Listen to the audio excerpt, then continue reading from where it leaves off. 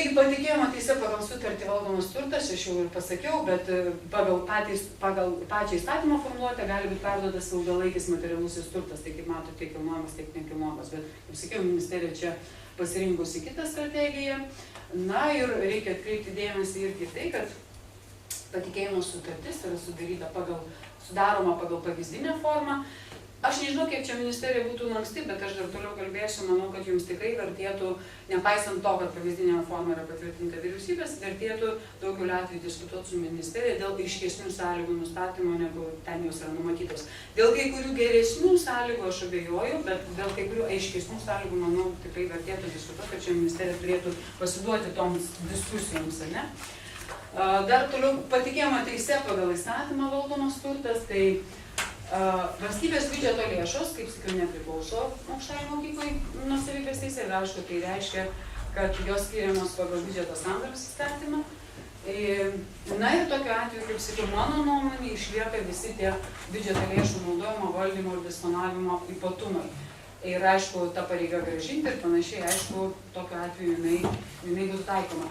Kita vertus, aišku, didelė problema ir klausimas būtų, kai kiti apribojimai ar taikomi ar ne. Čia, aišku, gali net iki tokių absurdiškų galvojimų prieiti. Bet pavyzdžiui, lengvų automobilių įsigijimo tvarka.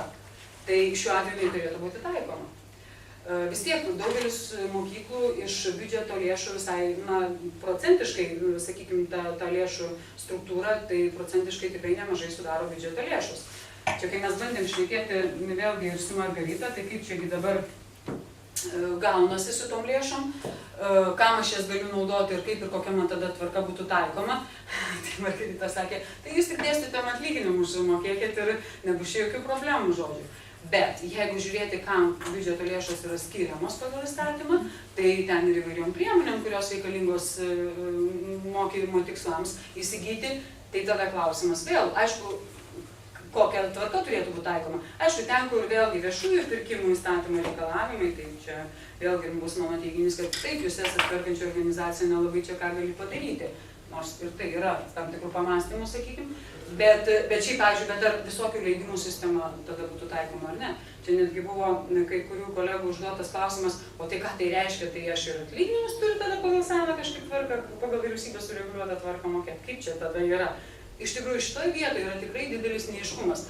Aš tikrai nelabai pateisinu, suprasti gal aš suprantu, kodėl tai buvo padaryta, bet vis tik nelabai pateisinu, kad vis tik tai buvo išimtis padaryta ir valstybės biudžeto lėšoms numatyta, kad jūs valdotės patikėjimu, nevaldot nuosavybės teise, o aš jau darau išvadą, kad valdot patikėjimo teise, ne?